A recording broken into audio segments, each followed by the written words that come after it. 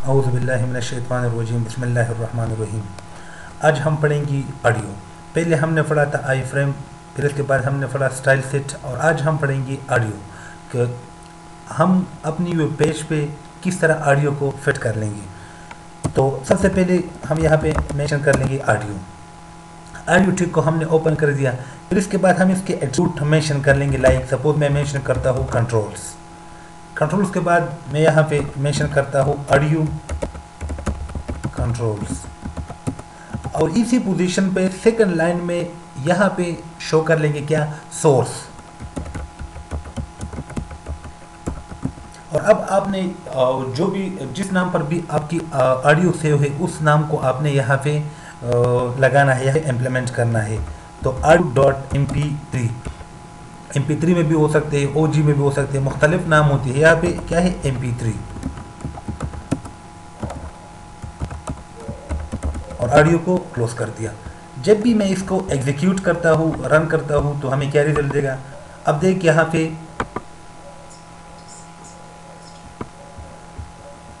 अब इसमें हम और भी मुख्तलिफ इसी पोजीशन पे अगर हम इसको हटाएंगे और यहाँ पे हम यूज प्ले कर लेंगे ऑटो प्ले, तो ऑटोमेटिकली क्या होगा, प्रोग्राम ऑटोमेटिकली म्यूजिक स्टार्ट होगा। अब देख हमें स्टार्ट करने की ज़रूरत नहीं है, बल्कि ऑटोमेटिक यहाँ पे स्टार्ट होगा।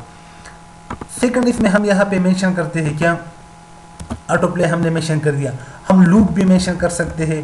लूप मीन्स कि डेटा को या ऑडियो को बार बार खुद ब खुद रिपीट होगी। लूप्स असल में रिपीटिशन को कहते हैं, जो डेटा बार बार रिपीट होगा, तो हम इसमें लूप भी लगाते हैं। लूप्स के अलावा आप यहाँ पे ड्रैगेबल ये ऑप्शन भी यूज कर सकते हैं।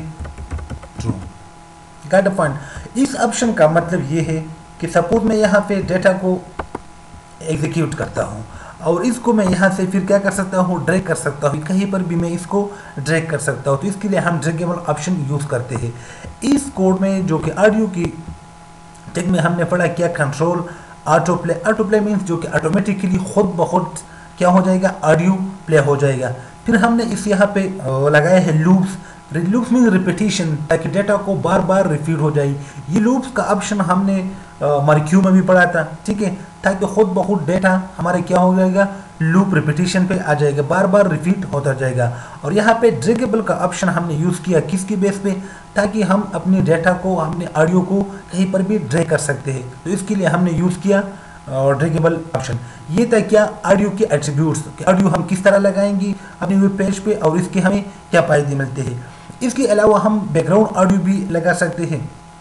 तो हमारा जो आज का जो टॉपिक था, आज का जो सेशन था, वो ऑडियो के बारे में था कि हम अपनी वेब पेज पे ऑडियो को किस तरह लगाएंगे। तो ऑडियो लगाने के लिए आपने क्या करना होगा, आपके जो ऑडियो का जो नेम होगा उसको और जिसका उसका जो भी एक्सटेंशन होगा, लाइक वो MP3 होगा या कोई और एक्सटेंशन होगा, तो वो एक्सटेंशन को आपने क्या करना है, मेंशन करना है। बाकी जो यहाँ पे लूप्स ऑटो प्ले, ये डिपेंड करता है सिचुएशन पे कि आप इसको अप्लाई करते हो या अप्लाई नहीं करते हो। Got point. तो आज का जो टॉपिक था वो कंप्लीट हो गया।